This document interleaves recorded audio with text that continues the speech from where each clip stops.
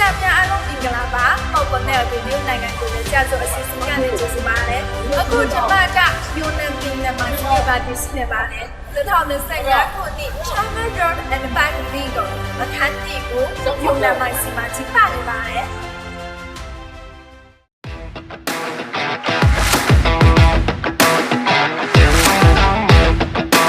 ကုဇလအဖွဲ့45ခုနှစ်ထိပ်တန်းအားကစားသမားအယောက်900ကျော်တွေကမောင်စီမြို့မှာစုစည်းခဲ့ကြတယ်။ကိုပတ်အချင်းရှင်ပြိုင်ပွဲကနေဝေလဲ6ပတ်ရှုံးထွက်ပြိုင်ပွဲအထိဒီမှာမြင်နှုံးအတွေ့ရှင်ပြိုင်မှုတွေရှိတယ်လို့စိတ်ဓာတ်ရစမ်းသမှုတွေလည်းရှိပါတယ်။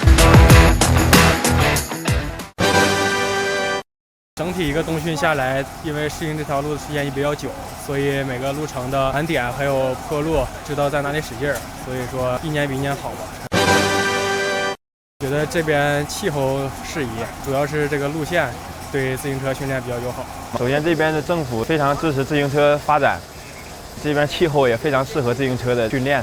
训练条件还是相当的可以的。这风景很好，天气气候也很好，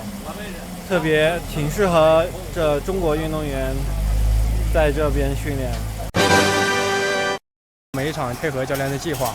和队友共同努力，争取队伍里能有人拿到好的名次，尽自己最大的力去拿更好的名次，争取取得一个好成绩。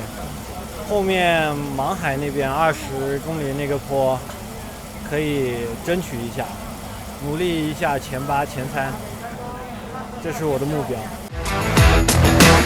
ပြိုင်ပွဲလမ်းကြောင်းကအယုံတိုင်းမြို့ကိုဖျက်ချပြီးတိုင်းရင်းသားတချင်းအကနဲ့ပြိုင်ပွဲထက်တန်တဲ့စိတ်ဓာတ်တွေပေါင်းစပ်နေပါတယ်။မောင်စီမြို့ဟာကောင်းမွန်တဲ့ရာသီဥတုလာပါတဲ့ဇီဝလက္ခဏာနဲ့ထူးခြားတဲ့ပထဝီဝင်ကြီးနေရာတွေကြောင့်အားကစားအသင်းတွေကိုဆွဲဆောင်နိုင်ခဲ့တယ်။2025ခုနှစ်ကနေ2024ခုနှစ်ဆောင်းရာသီအထိနိုင်ငံတော်နဲ့ပြည်နယ်အသီးသီးမှကျွမ်းကျင်အားကစားအသင်းစုစုပေါင်း200ကျော်ကဆောင်းရာသီလေ့ကျင့်မှုလှုပ်ဆောင်ဖို့မောင်စီမြို့ကိုလာရောက်ခဲ့ကြတယ်။ပြိုင်ပွဲကတဆင့်ခရီးသွားလုပ်ငန်းကိုမြင့်တင်ပြီးအားကစားလုပ်ငန်းကတဆင့်စီးပွားရေးကိုမြင့်တင်စုပြိုင်ပွဲကာလမှာမောင်စီရဲ့ဟိုတတိခုနှုံးဟာတိတိတသာမြင့်တက်လာတယ်။အားကစားနဲ့ခရီးသွားလုပ်ငန်းပုံစံကနေဆမြို့တွေကိုပြန်လည်ရှင်သန်စေရန်ထောက်ပံ့ပေးပါတယ်။တဲ့ဟုံးပင်နဲ့ခွဲကတရုတ်နိုင်ငံနဲ့တောင်အာရှအရှေ့တောင်အာရှဒူးဆက်တဲ့တကားပေါအနေဖြင့်အားကစားလုပ်ငန်းဖြင့်အင်ဂျင်မှုနဲ့ခရီးသွားလာရေးဖွံ့ဖြိုးတိုးတက်မှုကိုတွန်းအားပေးနေတဲ့အိန္ဒိယသမုဒ္ဒရာကိုမျက်နှာမူထားတဲ့အပီပီဆိုင်ရာကုန်းလန်းတင်တဲ့ရဲ့လမ်းကြောင်းကြီးတကားပေါအချစ်အချာဖြင့်ဒီဆောက်ရအရှင်တိုးမြင့်တင်နေပါတယ်